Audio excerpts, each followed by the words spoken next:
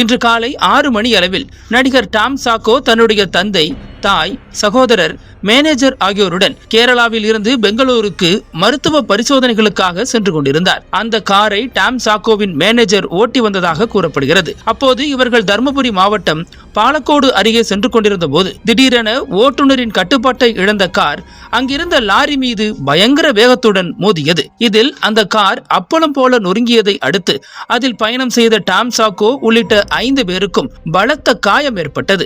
இதையடுத்து சம்பவ இடத்திற்கு வந்த பாலக்கோடு போலீசார் காயமடைந்தவர்களை மீட்டு பாலக்கோடு அரசு மருத்துவமனைக்கு அனுப்பி வைத்தனர். ஆனால் அங்கு சிகிச்சை பலனின்றி டாம் சாக்கோவின் தந்தை CP சாக்கோ பரிதாபமாக உயிரிழந்தார். அதைத் தொடர்ந்து நடிகர் டாம் சாக்கோ மற்றும் அவருடைய தாய், சகோதரர், ஓட்டுநர் உள்ளிட்டோர் மருத்துவமனையில் சிகிச்சை பெற்று வருகின்றனர். இதுகுறித்து வழக்கு பதிவு செய்த போலீசார் விபத்துக்கான காரணம் குறித்து விசாரித்து வருகின்றனர்.